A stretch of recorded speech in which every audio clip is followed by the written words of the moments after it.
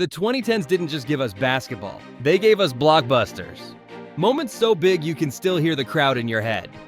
From LeBron's first championship to Kawhi's shot that bounced 4 times. From Kobe's farewell to Steph Curry turning three-pointers into layups. This wasn't just a decade of games, it was a decade of seismic shifts. The rules changed, the way teams were built changed, and the balance of power swung like a wrecking ball from Los Angeles to Miami, Miami to San Antonio to Oakland, and eventually north of the border. Dynasties rose, dynasties fell, superstars teamed up, broke up, and left fan bases heartbroken. Legends left the game, and new legends were born right in front of our eyes. Over the next 10 seasons, the NBA became faster, sharper, and more global than ever before. Super teams became the norm. Threes became the weapon of choice. And one thing was certain, no lead was ever safe. This is the story of every single season that defined the 2010s.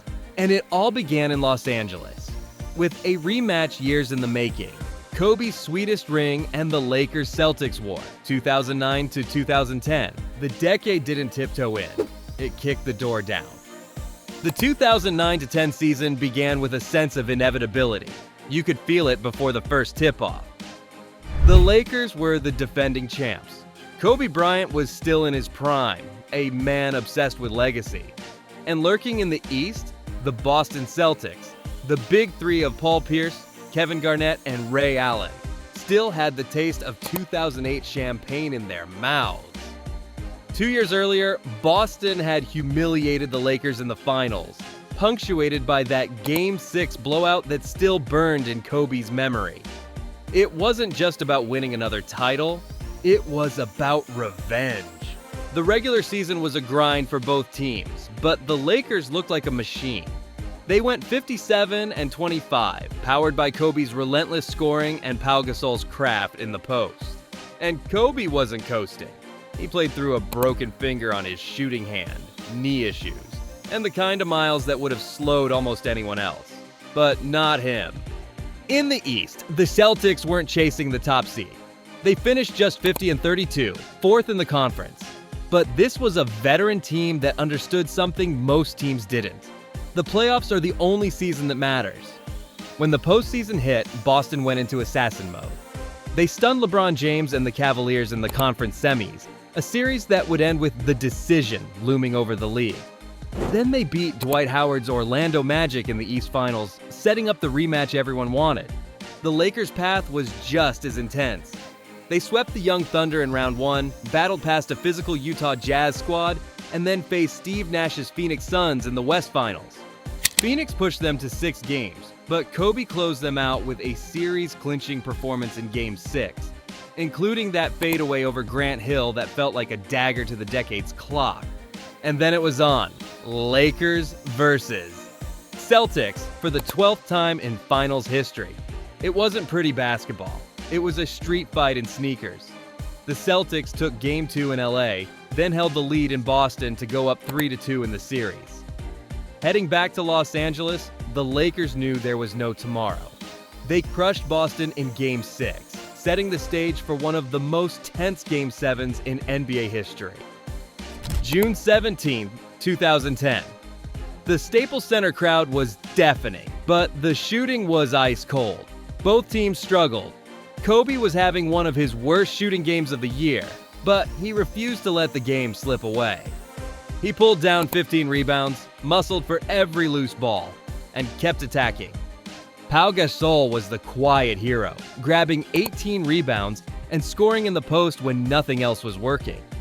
And then, with the Celtics threatening late, Ron Artest, of all people, stepped into a three-pointer and buried it. "Kobe passed me the ball," he'd joke later. "He never passes me the ball." Final score, Lakers 83, Celtics 79. Kobe Bryant had his 5th championship. He'd beaten Boston. And as the confetti fell, he said it plain, "This one's the sweetest."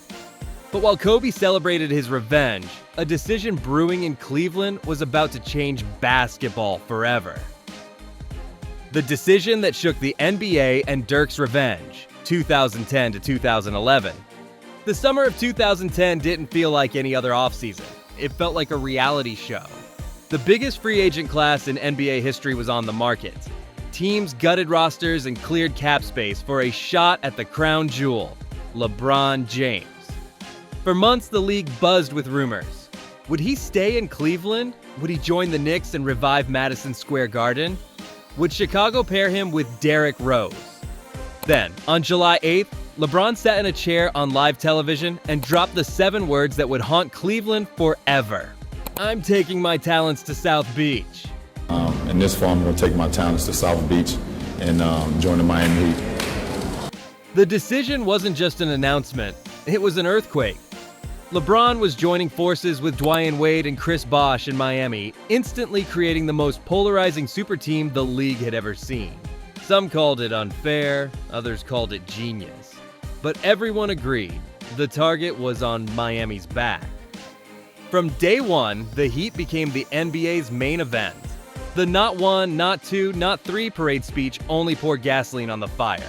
But the season started rough. They were just 9-8 at one point. The chemistry clunky, the criticism loud. And while Miami found its rhythm by spring, they weren't the only story. In Dallas, a quiet contender was building.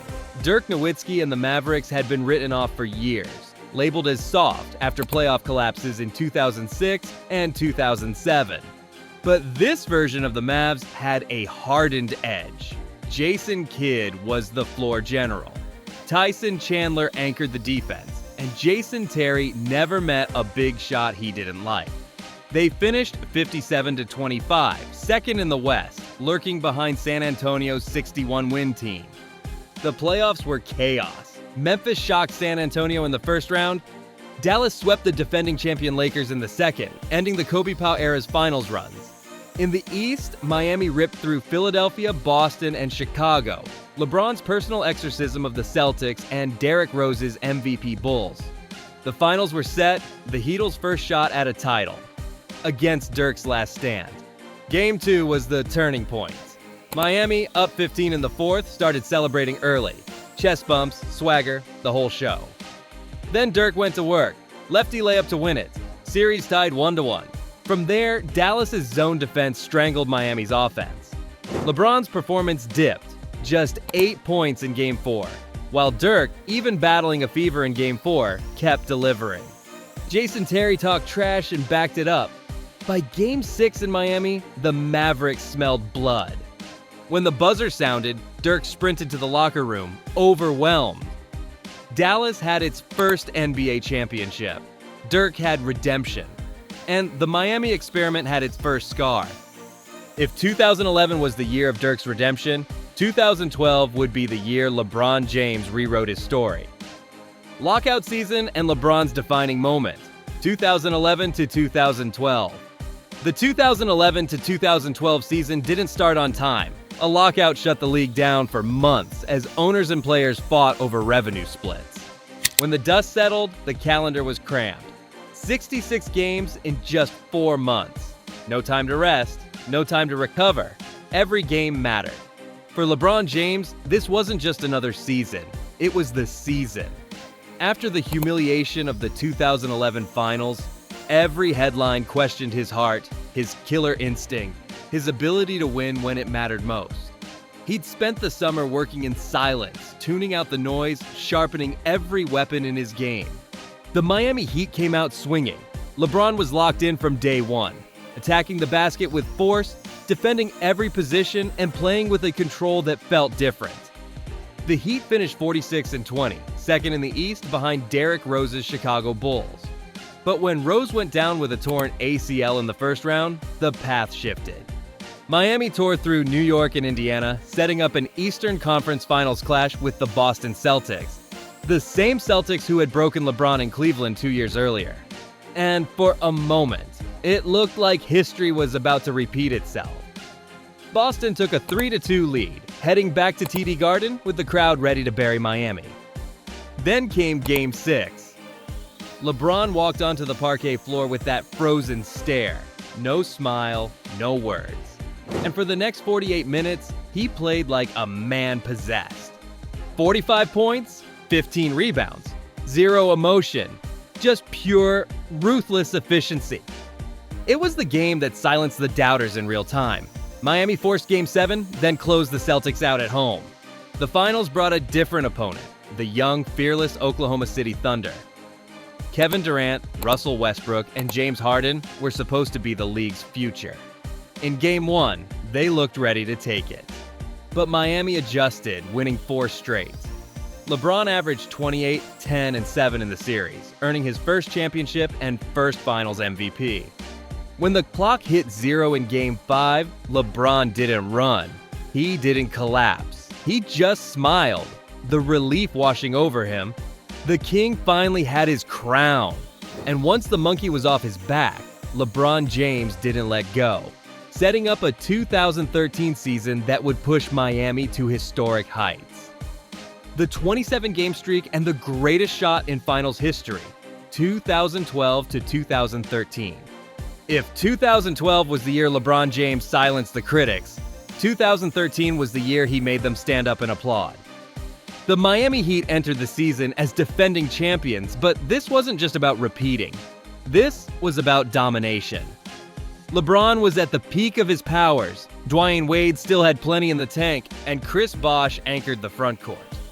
Off the bench, Ray Allen had joined the roster, bringing his sniper's touch to South Beach. The season started strong, but by early February, something clicked. The Heat stopped just winning games. They started steamrolling opponents. From February 3rd to March 27th, Miami didn't lose. 27 straight wins, the second longest streak in NBA history. Along the way, LeBron had one of the most efficient stretches ever. 6 straight games with at least 30 points while shooting over 60%.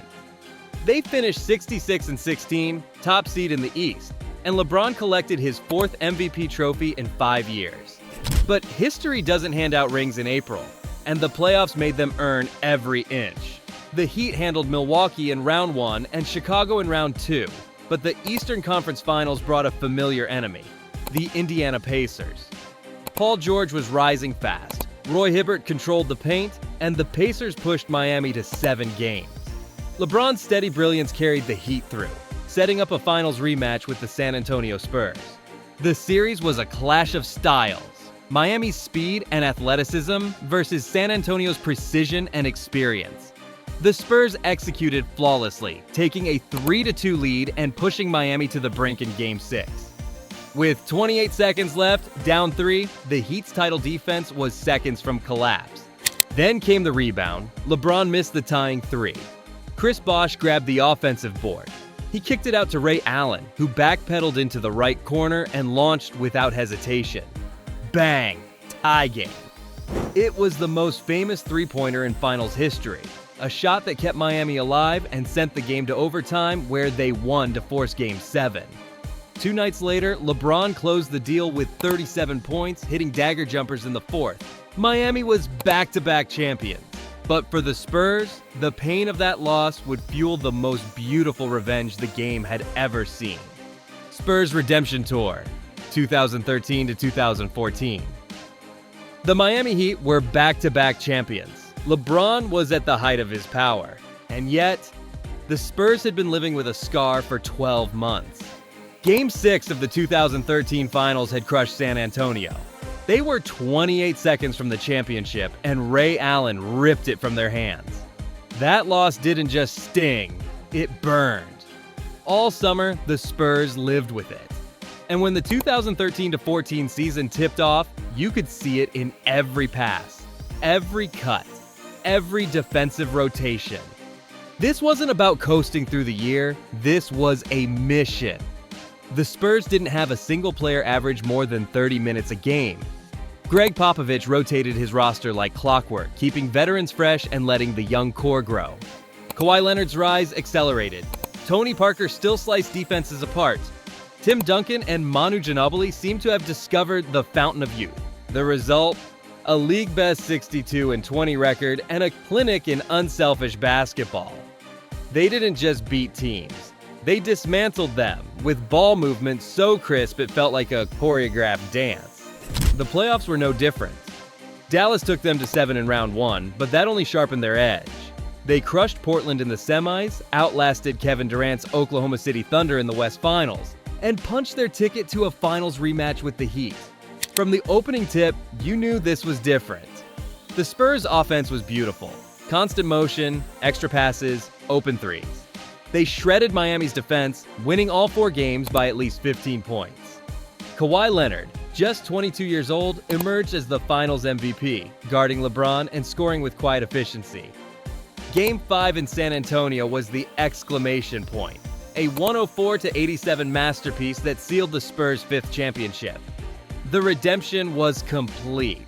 For Miami, the dynasty cracks were visible. Wade's knees were giving out, Bosh had been neutralized, and even LeBron's brilliance couldn't save them. That summer, the league's balance of power would shift again, because LeBron James was about to make another decision, and a skinny babyface guard in Oakland was about to set the league on fire. How the Splash Brothers took over the NBA, 2014 to 2015. When LeBron James left Miami in the summer of 2014, the NBA braced for a shift. The Heat's super team era was over, and the basketball world expected the West's old powers, the Spurs, Thunder, or maybe the Clippers, to take control. But out in Oakland, something new was brewing. Steph Curry had already proven he was one of the league's most exciting scorers. But until now, his game had been viewed as flashy, not foundational. Then came rookie head coach Steve Kerr. Instead of slowing things down, Kerr doubled down on speed and spacing. He gave Curry and Klay Thompson the ultimate green light, surrounded them with playmakers and defenders, and turned the Warriors into the fastest, most free-flowing offense in the league. The results were devastating. Curry's ball handling hypnotized defenders. His pull-up threes, launched from distances no coach in history would have approved, became routine. Klay Thompson was the perfect counterpunch. Calmer, deadlier when he caught fire. His signature moment came on January 23, 2015, when he dropped 37 points in a single quarter against the Sacramento Kings, going 13 for 13 from the field in just 12 minutes. It was pure basketball absurdity. But Golden State wasn't just a shooting show. Draymond Green emerged as a defensive force, guarding all 5 positions, setting screens, and orchestrating offense from the high post. Andre Iguodala embraced his 6-man role, bringing veteran leadership and lockdown defense off the bench. By April, the Warriors weren't just winning, they were dismantling teams. Their 67-15 record was the best in the NBA, and Curry earned his first MVP award, averaging 23.8 points and hitting 286 threes, a single-season record at the time. Still, skeptics wondered, could a jump-shooting team win in the playoffs? Round 1 answered that.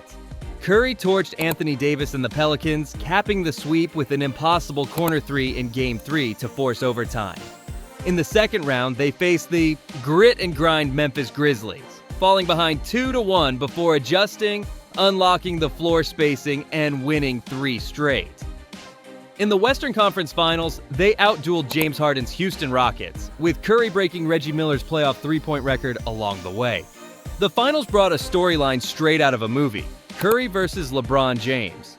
Cleveland had been decimated by injuries. Kevin Love was out with a dislocated shoulder. Kyrie Irving went down in Game 1 with a fractured kneecap. LeBron responded with one of the greatest one-man finals performances ever, averaging 35 points, 13 rebounds, and 9 assists. The Cavs even stole Game 2 in Oakland to take home court advantage and won Game 3 at home. That's when Steve Kerr made the series' defining adjustment, inserting Andre Iguodala into the starting lineup to defend LeBron and push the pace. Iguodala's impact was instant. The Warriors' ball movement and spacing overwhelmed Cleveland, and Golden State won 3 straight to close the series in 6 games. Iguodala was named Finals MVP for his defense and energy. But make no mistake, Curry was the Warriors' engine. His shooting bent Cleveland's defense until it broke. His movement created endless mismatches, and without him, the Warriors' revolution doesn't happen. As the confetti fell in Cleveland, the message was clear. This wasn't a fluke. This was the start of something bigger. The three-pointer had officially replaced the post-up as the heart of the game, and everyone else would have to catch up. But if 2015 was Curry's coronation, 2016 would be his masterpiece and his heartbreak. 73 wins and the most shocking finals collapse ever, 2015 to 2016. How do you follow up a championship? If you're Steph Curry and the Golden State Warriors, you rewrite the record books. From the very first game of the 2015 to 16 season, Curry played like a man trying to prove 2015 wasn't a fluke. He opened the year dropping 40 points on the Pelicans, then scored 53 in his third game. His jumper felt inevitable, the kind of shot where the crowd started celebrating before the ball even left his hands. Golden State exploded out of the gate, winning their first 24 games, the best start in NBA history. They didn't just beat teams, they demoralized them. Curry was hitting threes from 30 feet with a smile. Klay Thompson was torching defenders when they dared to focus on Steph. And Draymond Green was racking up triple-doubles as the team's heartbeat. By midseason, the conversation had shifted. Forget defending their title. Could they pass the 1995-96 Chicago Bulls' 72-10 record? The answer was yes. On the final night of the regular season, the Warriors beat Memphis to finish 73-9, the best record in NBA history. Curry became the first unanimous MVP, leading the league in scoring at 30.1 points per game and shattering his own three-point record with an absurd 402 makes. But in the NBA, regular season glory means nothing without a ring. The Warriors tore through Houston and Portland, then survived an epic 7-game battle with Kevin Durant's Oklahoma City Thunder in the Western Conference Finals, capped by Klay Thompson's legendary Game 6, where he hit 11 threes to save their season. The finals were set, a rematch with LeBron James and the Cleveland Cavaliers. Golden State jumped out to a 3-1 series lead, and history was on their side. No team had ever blown a 3-1 lead in the finals. Then came the twist. In Game 4, Draymond Green and LeBron tangled, leading to a flagrant foul review that would suspend Draymond for Game 5.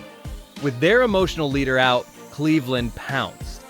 LeBron and Kyrie Irving each scored 41 in Game 5, stunning the Warriors at Oracle. In Game 6, LeBron went for another 41, forcing a Game 7 back in Oakland. Game 7 was a war. The score stayed tight for 48 minutes. Then came the block. LeBron chasing down Andre Iguodala and pinning his layup against the glass. Moments later, Kyrie Irving drilled a cold-blooded three over Curry. The Cavaliers held on, 93-89, delivering Cleveland its first championship in 52 years. The Warriors' historic season ended in heartbreak, the best record ever, and no title to show for it. That loss broke something, and the Warriors' response broke the NBA. The KD move that broke the NBA, 2016 to 2017. The Warriors had just lived through the most painful what-if season in NBA history. 73 wins, no ring. For most franchises, that kind of heartbreak becomes a shadow you can't shake. But Golden State wasn't most franchises. They didn't lick their wounds. They loaded up. On July 4th, 2016, while America was celebrating independence, the NBA lost its balance.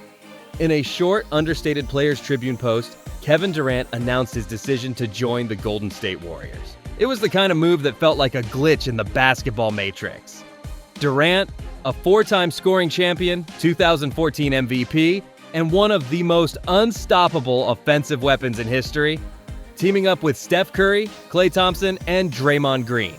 Two MVPs in their prime, the greatest shooting backcourt of all time, the most versatile defender in the league, all on one roster. Some fans were ecstatic, others were furious. Legends called it bad for competition. Critics said the title was already decided before opening night. But for Golden State, the mission was clear. Erase the pain of 2016 and do it in such a way that nobody could question their greatness again. From day one, the experiment clicked. Curry no longer had to carry the scoring load every night. Instead, he bent defenses with his gravity, opening lanes for Durant to attack. KD fit perfectly into Steve Kerr's motion offense, cutting, screening, and hitting mid-range daggers when the threes weren't there. Klay Thompson remained the ultimate two-way shooter, and Draymond Green anchored the defense. winning Defensive Player of the Year while quarterbacking the offense from the high post. The regular season wasn't about chasing 73 wins. It was about pacing themselves for June. Still, they finished 67-15, the best record in the league, and entered the playoffs fully healthy and locked in. Then came the onslaught. Round 1, Portland Trail Blazers swept. Curry and KD took turns dismantling a backcourt of Damian Lillard and CJ McCollum. Round 2, Utah Jazz swept. Rudy Gobert's defense meant nothing against Golden State's constant ball movement. Western Conference Finals, San Antonio Spurs swept. The series shifted immediately when Kawhi Leonard rolled his ankle on Zaza Pachulia's controversial closeout in Game 1, and without their star, the Spurs never stood a chance. Golden State entered the finals 12-0, the first team in NBA history to do so. Waiting for them for the third straight year was LeBron James and the Cleveland Cavaliers. But this time, the chessboard had changed. Durant wasted no time showing why he'd joined the Warriors. In Game 1, he scored 38 points attacking the rim at will. In Game 3, with the Cavs clinging to life, he delivered the defining moment of the series, dribbling into a pull-up three over LeBron with 45 seconds left, a cold-blooded dagger that silenced Quicken Loan's arena. The Warriors won the series in 5 games. Durant was named Finals MVP, averaging 35 points, 8 rebounds, and 5 assists on 55% shooting. Curry averaged 26 and dished out over 8 assists per game. The redemption was complete. Golden State wasn't just back on top, they'd become the most feared team in basketball. And with Durant now part of their core, it was hard to imagine anyone knocking them off anytime soon. And in 2018, they'd prove their dominance one last time against a familiar foe. Warriors vs. Cavs 4, the end of a rivalry, 2017 to 2018. By 2018, the NBA Finals had stopped feeling like a question and started feeling like a tradition. For the 4th straight year, the Golden State Warriors and the Cleveland Cavaliers were on a collision course. But this time, the journey to get there was different. And for Cleveland, it was brutal. The Cavs opened the season in chaos. Kyrie Irving was gone, traded to Boston after demanding his own team. Isaiah Thomas came back in the deal, but injuries and chemistry issues kept him off the floor. By mid-season, the roster was in shambles. The defense was awful, the rotation's a mess, and LeBron James was carrying a massive load just to keep them afloat. At the trade deadline, Cleveland basically detonated its roster, flipping 6 players for a younger, faster group. Meanwhile, in the West, Golden State looked bored. They weren't chasing a gaudy win total this year. They knew all that mattered was being healthy for the playoffs. Curry missed 31 games with ankle issues, but Durant, Clay, and Draymond kept the machine running. They still finished 58-24, good for the 2nd seed behind the Houston Rockets. The playoffs brought real tension for Golden State. Houston, led by MVP James Harden and Chris Paul, was built specifically to beat the Warriors, switching everything on defense, bombing threes on offense. In the Western Conference Finals, the Rockets pushed Golden State to the brink. Houston led the series 3-2 before Chris Paul's hamstring gave out in Game 5. The Warriors capitalized, winning Game 6 at home, then storming into Houston for Game 7. It was there the Rockets suffered one of the coldest stretches in playoff history. 27 straight missed threes. Golden State roared back in the second half, winning 101-92 to punch their ticket to a 4th straight finals. Over in the East, LeBron was on a solo mission for the ages. Without another All-Star, he dragged Cleveland past Indiana in a grueling 7-game first round, then swept the top-seeded Raptors in the semis. A demolition so complete that Toronto fired its Coach of the Year weeks later. In the Eastern Conference Finals, he went 7 games against the young Boston Celtics, dropping 35 in the clincher on their home floor. The finals, though, were a mismatch. Game 1 was Cleveland's best shot. LeBron dropped 51 points in a performance for the ages, but it ended in chaos. With the score tied in the final seconds, J.R. Smith grabbed an offensive rebound and dribbled out the clock, thinking they were ahead. Overtime belonged to Golden State, and from there, the series felt inevitable. Durant was lethal. Curry was in rhythm, and the Warriors' depth was too much. Game 3 saw Durant deliver another dagger in Cleveland, almost from the same spot as the year before, en route to his second straight Finals MVP. Golden State completed the sweep, cementing their dominance over the rivalry. For LeBron, it was the end of an era in Cleveland. Weeks later, he'd head west to join the Los Angeles Lakers. For the Warriors, the dynasty was in full bloom.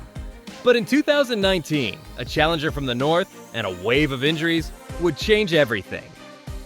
The Raptors' rise and the fall of a dynasty, 2018 to 2019.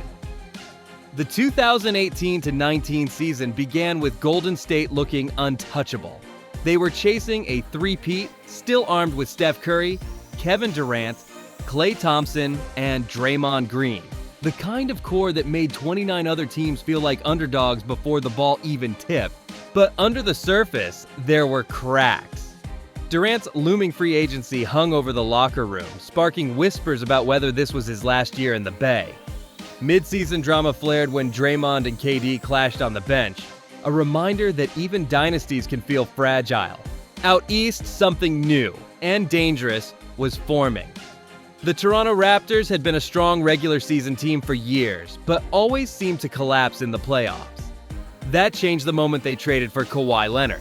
The former Spurs Finals MVP brought elite two-way dominance and an unshakable calm to a franchise that had never made the finals.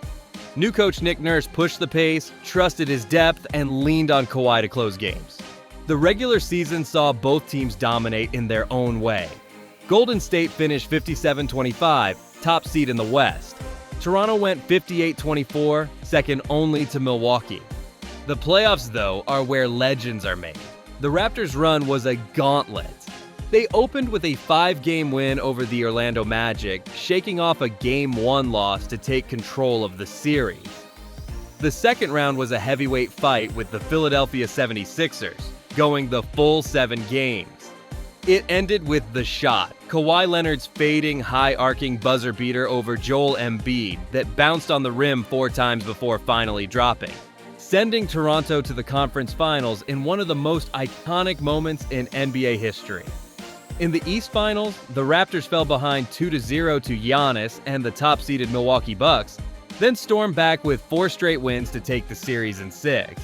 In the West, Golden State beat the Clippers in 6 games, then faced their playoff nemesis, the Houston Rockets. The series was tied 2-2 when, in Game 5, Kevin Durant pulled up with a strained calf, sending shockwaves through the arena. Without him, Steph Curry took command.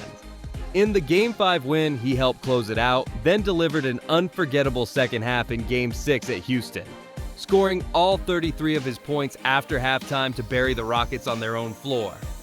From there, the Warriors swept the Blazers in the conference finals, with Curry averaging 36 points per game in Durant's absence. The finals felt like David versus Goliath. Goliath, except David had a 7-foot wingspan and played defense like a nightmare. Toronto's game plan was simple: swarm Curry, force others to beat them, and let Kawhi take over late. The Raptors stole Game 1 in Oakland, then stunned the Warriors by winning 3 of the first 4 games. Durant returned in Game 5 and looked unstoppable, until tragedy struck. Just 12 minutes in, he crumpled to the floor with a ruptured Achilles. The Warriors won that night to force Game 6, but their luck ran out.